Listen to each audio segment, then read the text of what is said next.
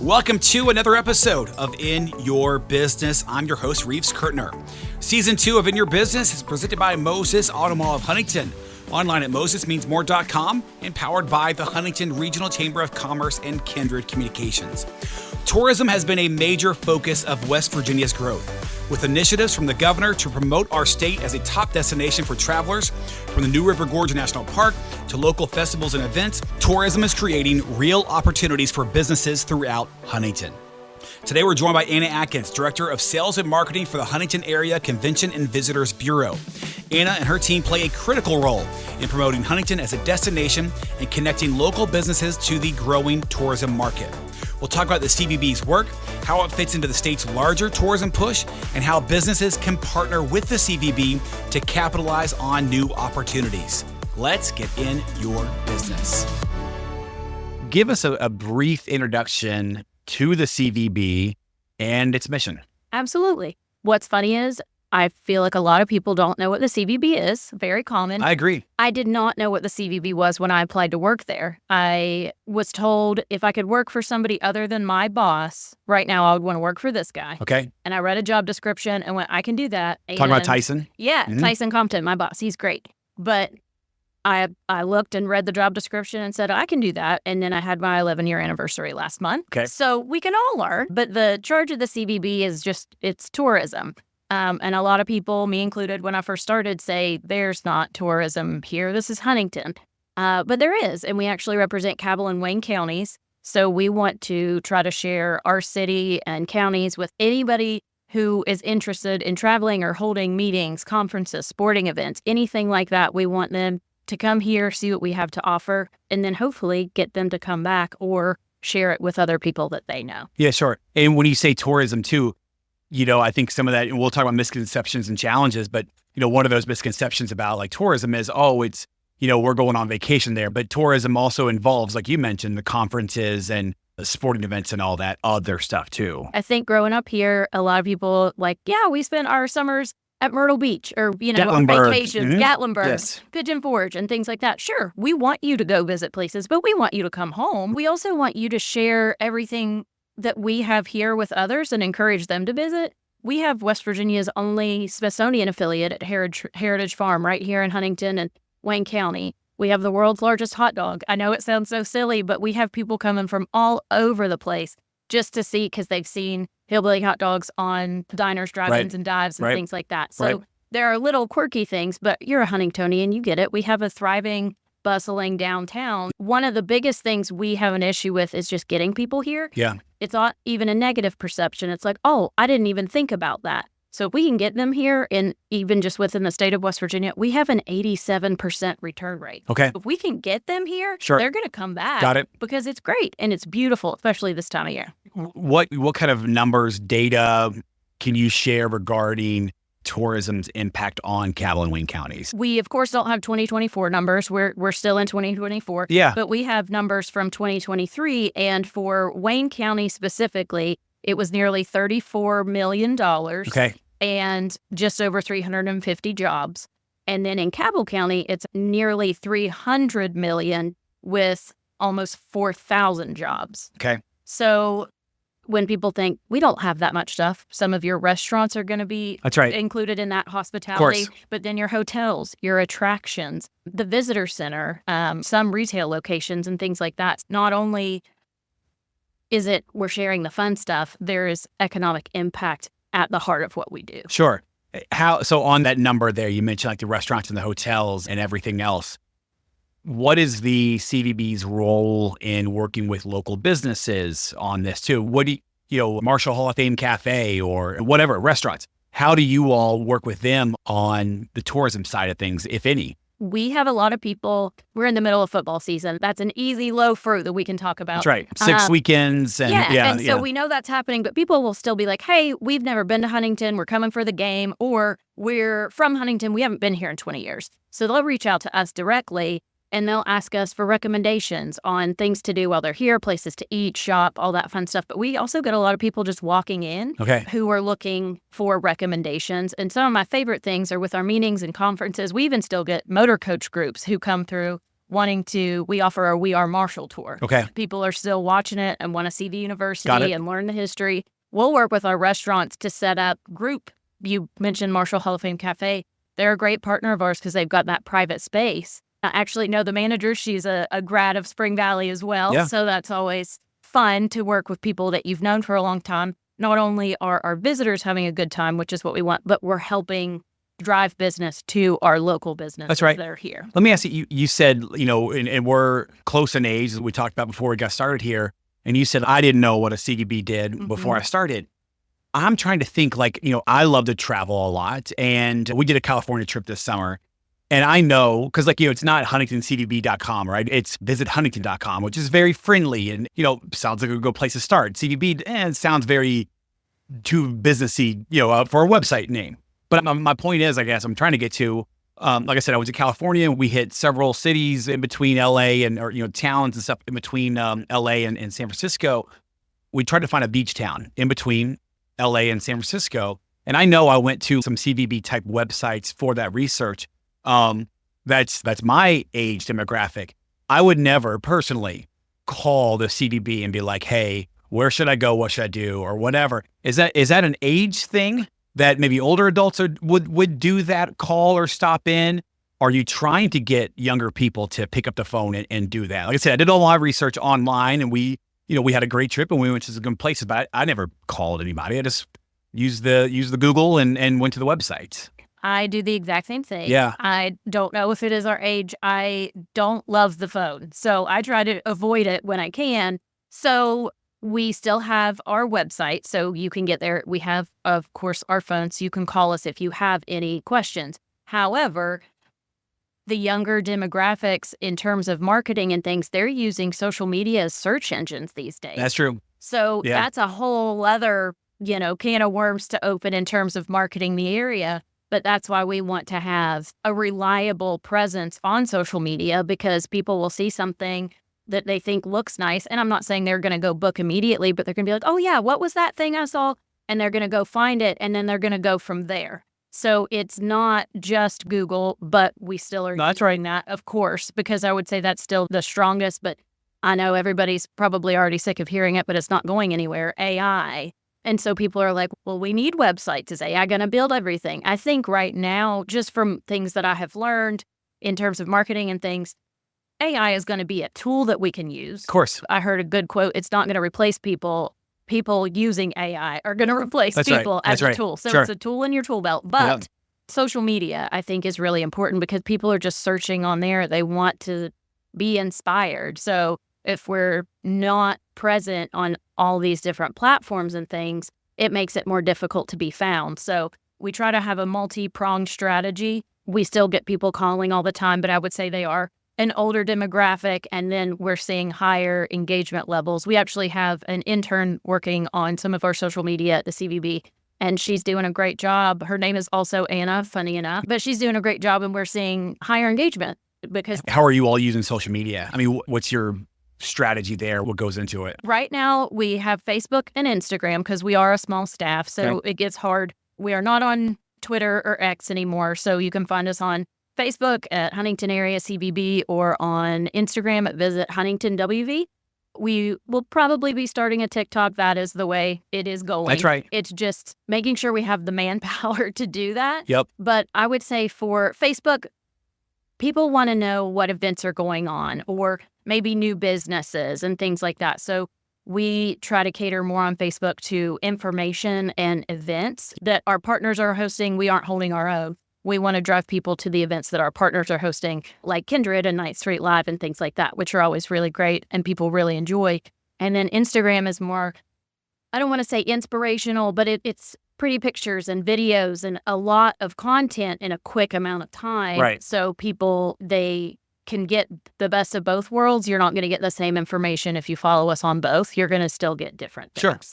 I feel like the last couple of years, West Virginia as a state has really put a big emphasis on tourism with an economic focus and all that. You got the national park now, right, for the first time. New River Gorge is now a national park. How does the Huntington CVB how does it work with the West Virginia State Tourism? How does all that work together? They're great partners. We are thankful for them. No matter what your politics are, everybody can agree that Governor Jim Justice has been a huge supporter of tourism. 100%. So that's been really great for our industry. It has allowed us to grow.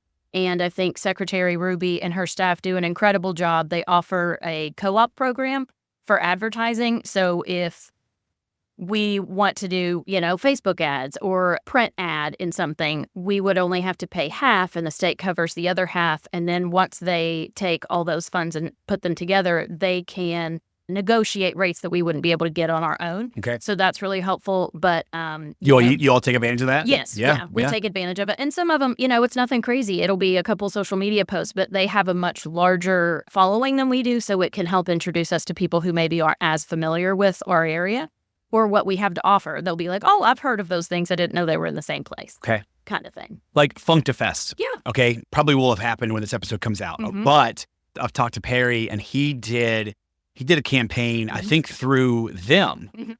He did. Okay. Were you involved in that? Like, it was a co-op type thing. I mean, this is, you know what I'm talking about? Yeah. What, is that one of those examples that you're talking about? Yes. Yeah. Got it. So it doesn't have to just be CVBs. That's what I'm kind of getting to. It can be local events. It can be businesses.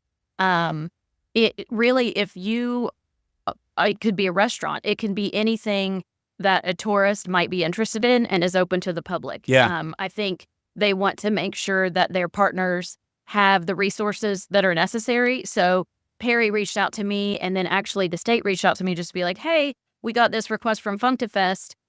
We know you're good partners. We wanted to know what your thoughts were. We were like, oh, they're great. Yeah, okay. They're a legit event and all that. And they're like, okay, good. We also want to make sure that there are assets because the state can't always come out and get assets. So we share our own with them. So videos and photos and things like that. And then they can run those. But yeah, they just ask that you have a built up library. See, and I wonder, and I didn't ask Perry this, I wonder how he knew about that. And the reason I say that is because I guarantee there's a lot of people that don't know that opportunities are out there. You need to get the word out there on stuff like that. Like, hey, this again, we go back to the restaurant thing. And, when you're in town, hey, if you're in town for the soccer tournament, we're here and all that kind of stuff. You need to get the word out on that kind of stuff too. Absolutely.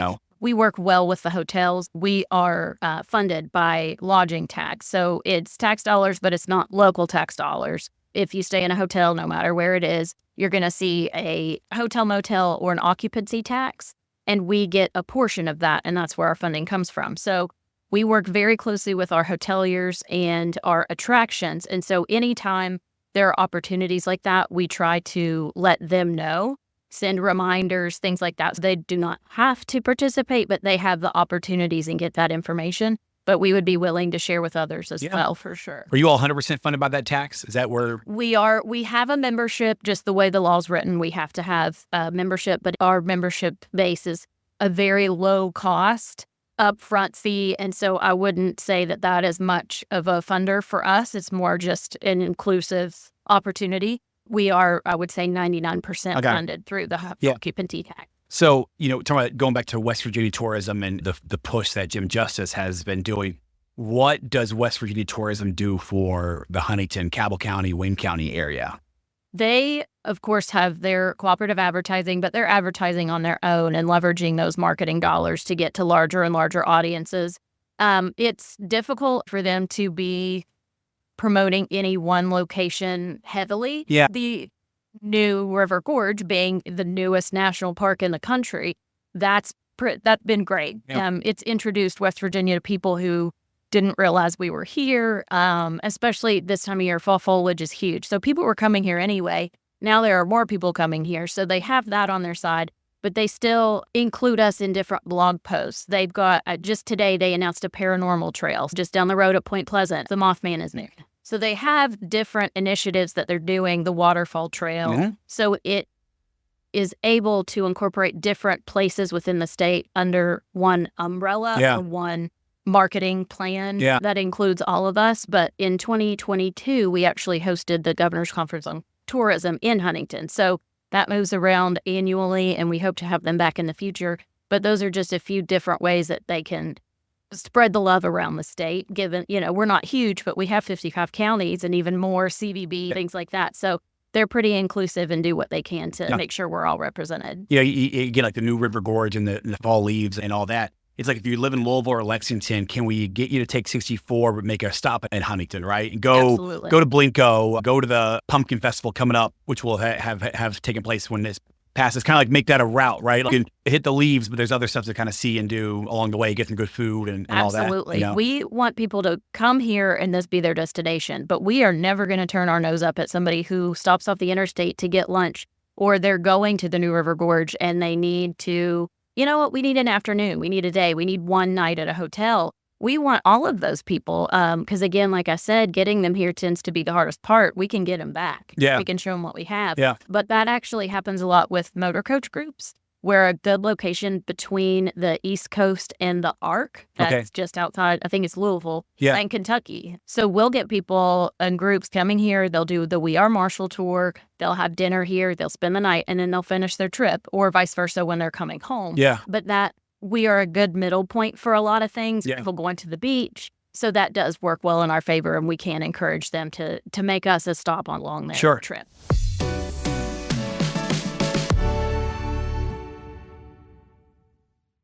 Talk about the CVB's involvement. You mentioned like attractions, and I think of Kingdom Parks. I think of Heritage Village, Blinko. How do you all partner with some of those local tourism attractions and events and so forth? Absolutely. We want to encourage people to do anything they can while they're here. Very low bar. Are they open to the public? Would a visitor be interested in it? And we want to help promote it. So Huntington, I think, being the second largest city in the state and the largest in the tri-state area, we have some pull ourselves, but we also represent Wayne County, and Heritage Farm's actually technically in Wayne County, but there's new development, as locals say, way out Wayne. Yeah, Rustic Ravine. And the Hatfield-McCoy Trail system is now in Wayne County at Cabway-Lingo State Forest. So we, in Huntington, haven't had a lot of like the adventure or the outdoor stuff that a lot of the state has.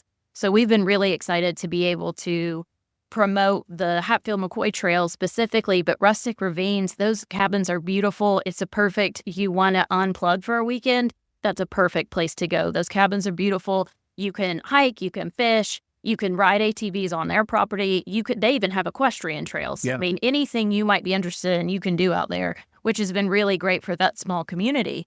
But then, of course, we have our larger attractions. Camden Park, we're still seeing people come from all over the place to visit those. That's right. Our attractions. The Big Dipper is an attraction to like roller coaster enthusiasts. Yes. That is there's a plaque and everything. It is. We love it. Yes, that's right. That's right. I mentioned like Heritage Village, Heritage Farm, Heritage Village. How much does Audie push you all? Audie is actually on our board of directors. Yeah, I mean, he should be running towards it for the state, right? I mean, I'm serious. I mean, that was love. No, same. Yeah. He is passionate. He is passionate, but he's wise. He's a smart man, but he's wise.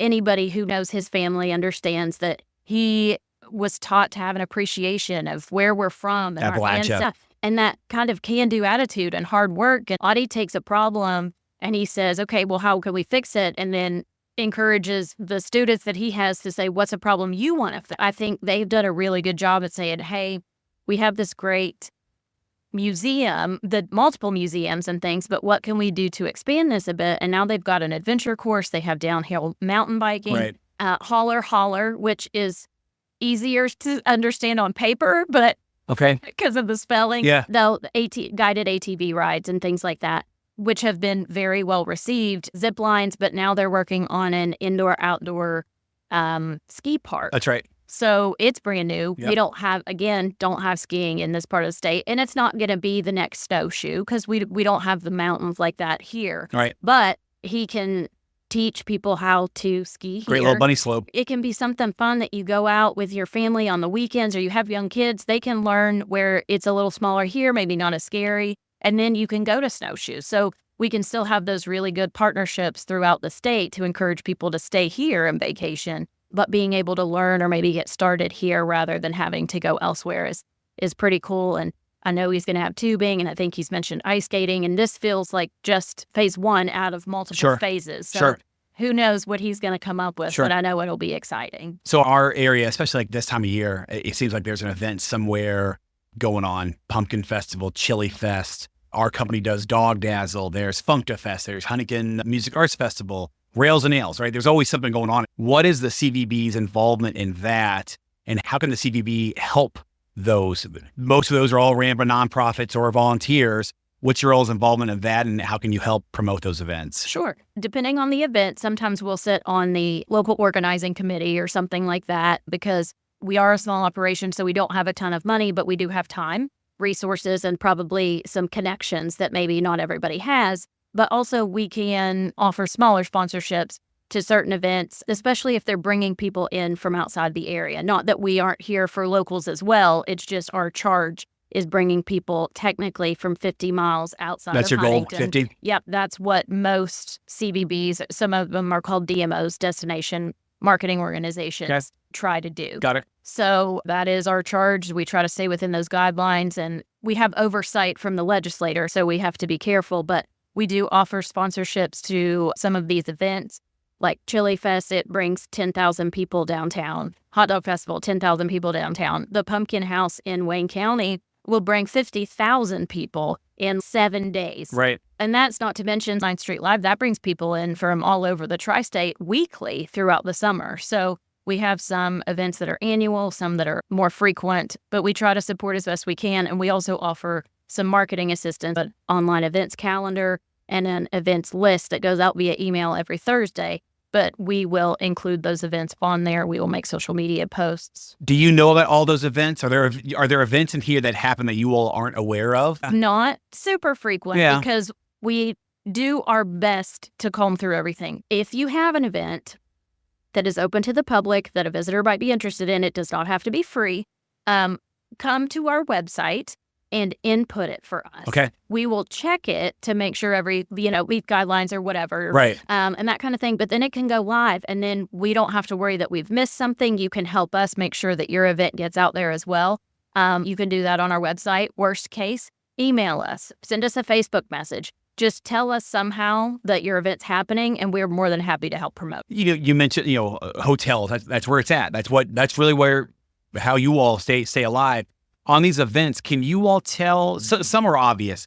9th Street Live, yes, that's our company. Founded, organizes that thing. We did it. Listen, it is a profit. It's for profit. But I love this area. I want to see it grow. I want to see people stay here and little things like that. I don't think people are going to move to Huntington because of 9th Street Live. I don't think people are going to stay in Huntington because of 9th Street Live, but they might. They might because of other stuff. They like going to Marshall games, and they like going to 9th Street Live, and they enjoy going to the museum. It's one of many things. It's one of their options. It's one of those ingredients, right, into the big pot. But can you all see, when we invented that thing, I'm serious. I said one of my goals was, when I was presenting the idea to the city of Huntington, I said, I want somebody from Gallipolis or from Portsmouth, 50 miles out. I didn't know it was 50 miles out. I didn't know that was your thing, but that in my head, I was like, I want somebody from Portsmouth or Gallipolis to get a hotel, to come say, hey, we're going to go to that 9th Street Live thing on Friday night, get a hotel, then the next morning we'll go to some restaurants, hit the mall, and then go home. Can you all tell on events like that what does bring in stuff? Does 9th Street Live bring it? Can you tell that if he's booking a hotel? No one tells me. It's fun. Well, not everyone always tells us either. Yeah. It just is what it is. Yeah. But the hotels can certainly see those things, and because they've got, I don't want to say like the credit card information, they've got zip code information and things like that, so they can see where people are from. We actually just this past year were able to get a new software called Zartico, but it drills down a little bit more. So, Chili Fest coming up, we can look and be like, okay, well, we can't get an exact read, but it can say, well, you had about 10,000 people here. Okay. These are the places that they were coming from. And a lot of our traffic, of course, comes from the Charleston, Huntington area. All of that is based on They're region. covered. We are still seeing people from outside the area, even within that, but then we're seeing a lot of people more from Pittsburgh than we thought coming. Columbus is a big draw because it's an easy drive down here, but Cincinnati, Lexington, places like that. But Pittsburgh and D.C. have actually grown in recent years, and I think that has a lot to do with the state's tourism. Yeah. Their push in D.C. and Pittsburgh and some other markets we weren't as heavy in. I think that's paying off for all of us, which is really exciting. But then, we want to see, well, where do we think people might come next? Maybe it's Charlotte, because we know Marshall has a large alumni network down there. People coming back home or for homecoming just to visit. So it's cool to see, but that is fairly new for us. Oh, anonymous, of course. Sure. No individual information. We talked about before, tourism isn't just grabbing your swimsuit and going somewhere. It's conferences, sports, soccer tournaments, and volleyball tournaments. What's the CVB's involvement in bringing in some of these conferences to the arena, soccer tournaments, and all that stuff? Sure. I will go ahead and say conferences. Concerts are not usually CVB related. There are promoters. Those relationships lie within the arena itself. So we will usually help promote those, but they do that without our help. However, meetings and conferences that we have that come to the DoubleTree or come to Marshall Health Network Arena, sometimes it's because we've been able to connect them together and then help on those local organizing committees to make that happen. And then the larger soccer tournaments, they started coming here. It's through U.S. Youth Soccer in their Eastern region and started coming in 2009. And so we have been able to sponsor that in a small way, but we also are on the local organizing committee. And those meet in, let's say we have for next summer a soccer tournament. We would have already started those meetings. So we are planning at least a year out for those. So it is a big time commitment, but that's what we want. We want to share our area with other people. We want visitors having fun while they're here. We want locals to help welcome them so they have a good time. But it does take a lot of work, but that's what we're here for, and that's what we have fun doing. Yeah. So if you're on the organizing committee, what do you all do on the organizing committee? What does the CVB bring to the table for something like that? Sure. That one, I will say, just because it is so large, there are a lot of people on it and a lot of people in charge of one specific thing. So the CVBs will come together. We will talk to our restaurants and our attractions and our retail spaces to let them know that these things are coming, be ready. You might want to order more food, things like that. Okay. We will negotiate with our hotels to hopefully get better room rate than you could get just on your own and things like that. So the not necessarily super fun parts of behind the scenes, but that are important. Yeah. And then sometimes we can work with the hotels to get rebates that go back to the event organizers so they can continue doing these events year over year. Sure.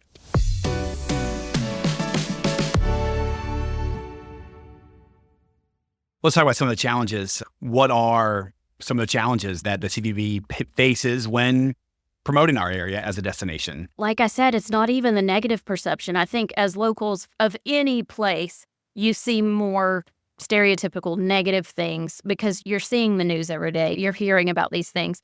But I don't know about you. I couldn't tell you the perceived negative things that might be happening in Myrtle Beach right now. I just know that if my family goes down there, it's going to be a good time and we'll have fun. So what we run into here is people not thinking about us or not realizing we have all of this amazing, these attractions, places to stay, a really thriving local dining scene. Yep. And so if we can get them over that hump of coming here, we can get them back. Sure. West Virginia, I know it's the southernmost northern state or the northernmost. Yeah, I know. I don't know where we live. Like no one knows. But I think especially here we have the southern hospitality. I think it runs in our blood. Yeah. And so our people are kind. And one of the things we hear most of people are like, we had a great time, but the people were so nice. Right. And that always makes me happy because I also think our people are nice. Yeah. One of my good friends lives in Cincinnati and come down here a couple times. And, we've gone to Black Sheep and Sip and Summit. We've been to Bonhoff. I'm trying to think of all the places we've been to in Marshall. He's come in for Marshall games a lot of times. The first time he came in, I'll never forget, we were sitting at Black Sheep, but we were sitting outside and he's just looking around. He's like, yeah, this isn't. And he has made all the West Virginia stereotypical jokes. And we've gone to New River Gorge a couple times. We've gone rafting as well. And he's like, yeah, this place isn't that bad. I'm like, I know it's not that bad. I've told you it's not that bad, but it's really pretty. It's good. We love good food. We love good drinks. I was like, yeah, we had a great afternoon, didn't we? Yeah, we did. It wasn't bad at all.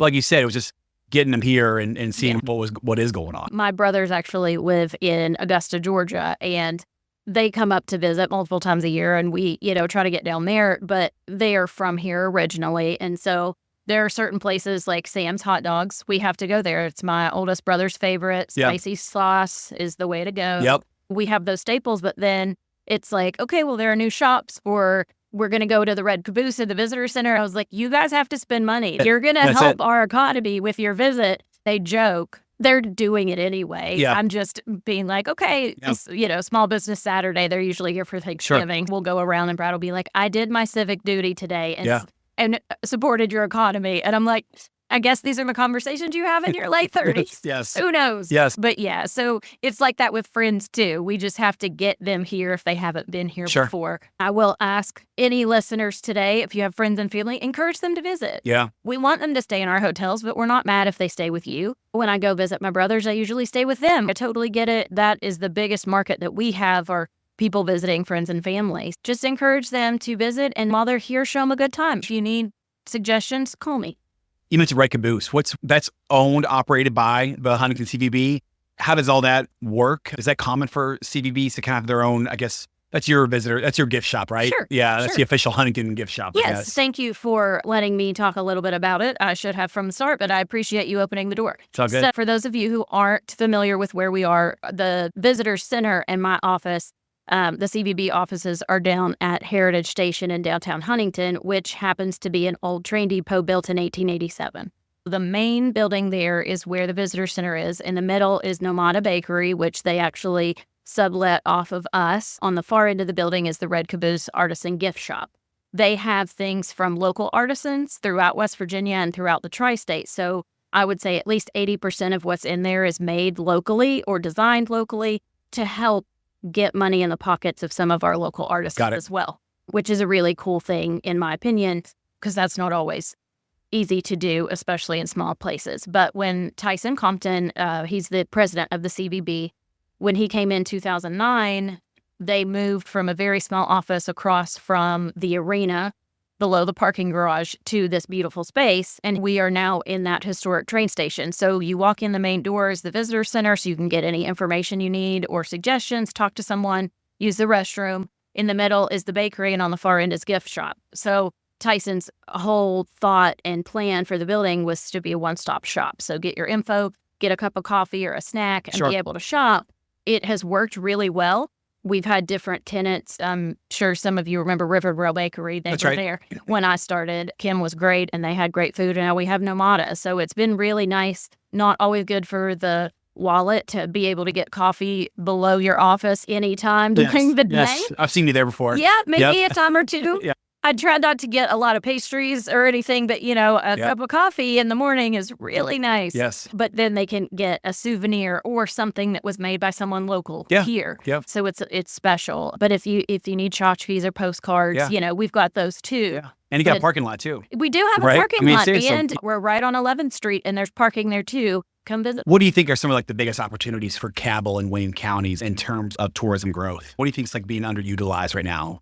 I think that is a great question. And I don't want to be negative about our local, because that's not at all what I mean. I'm a local. But I think sometimes we forget what's in our backyard. So if I want to do something fun in my head, I need to leave. I need to go somewhere else.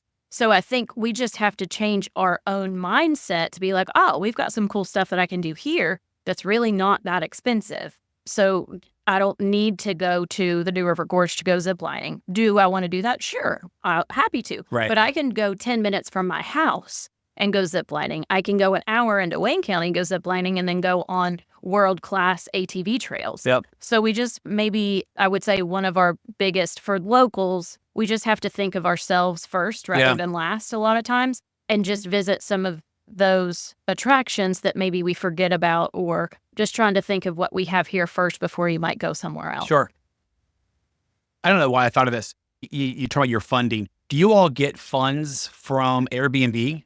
We do. It's fairly new. Yeah, good. They had, as anything goes, everything's changing. So we didn't have anything on the books or any laws surrounding that. So within the last few years, the state legislature has passed legislation. Cabins and Airbnbs will pay that occupancy tax. So that way, I would understand if I was a hotel and other options weren't paying the same tax as I was. Maybe I don't want to help promote them as much. Now I think it's a more level playing field, so everybody feels like we're all chipping in, we're all doing our part. But we haven't had any issues with it. Good.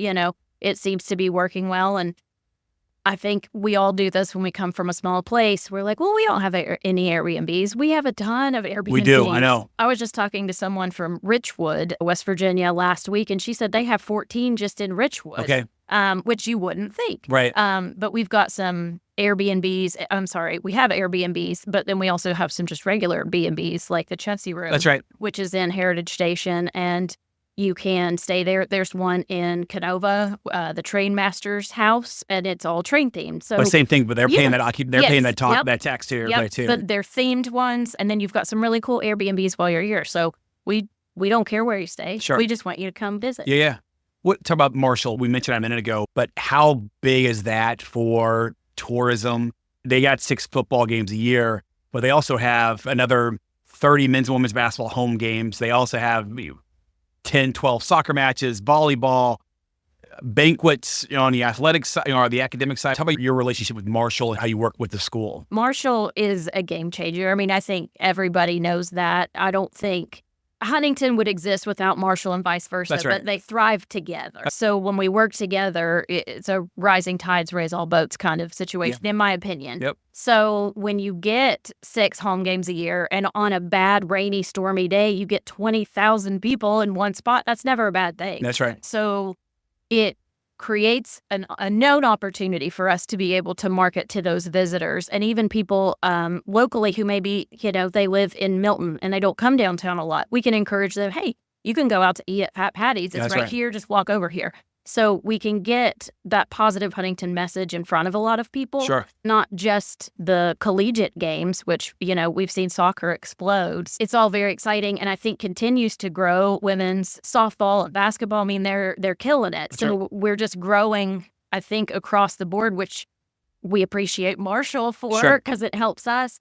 But those partnerships there allow us to host other events that aren't Marshall events. Yeah. So we have partnered with the Mountain East Conference, which is a D2 conference, and we've hosted their men's and women's tennis championships because of our partnerships at Marshall. Their indoor track and field championships at the Chris Klein Athletic Complex. Again, because it was Mike Hamrick first, and then Christian Spears has been wonderful, the athletic director who's at Marshall now. He's been an incredible partner. His staff is an incredible.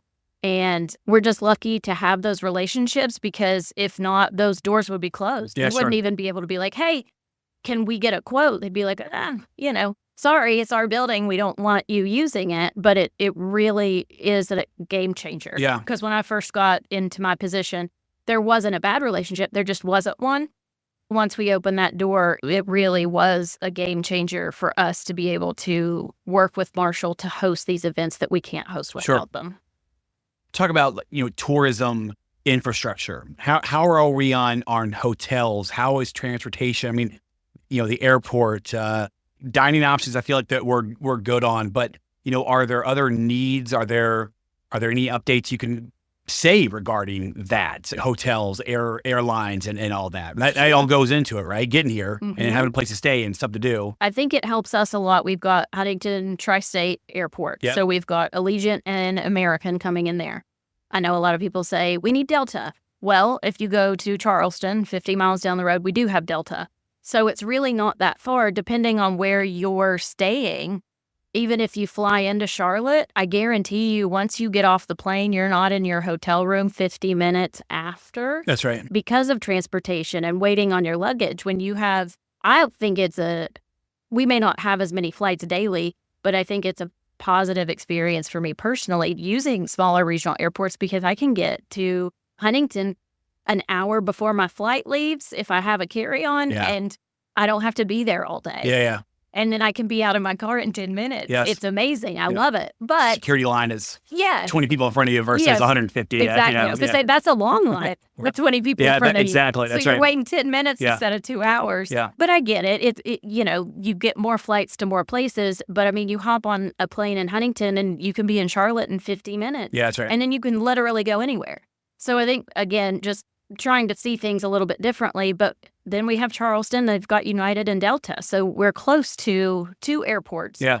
And then we would love to see Amtrak. We know they're bringing the Cardinal back. So, to daily service. But even if it's just multiple times a week, that would be wonderful. What do we have right now for Amtrak? I need to look, because they took the Cardinal away. Okay. It was down to just like a day or two. And then It was coming back, but Okay. I'm not sure where we are on that Yeah. timeline. So I apologize if it's already happening and I'm just behind. I know Amtrak comes to Huntington. Yes, Yeah. it's the Cardinal line through Amtrak. Yeah. So we'll double check on Okay, that. I got it. But then also Greyhound bus comes through here. So we've got options. Yeah. And then, of course, we know driving here is pretty easy. Hotels. Hotels, Do we need? I think we need more. I do. I think, again, when I first started, if somebody had been like, we're going to build another hotel, I'd be like, what are you doing? Yeah. But it's just because I didn't know. Yeah.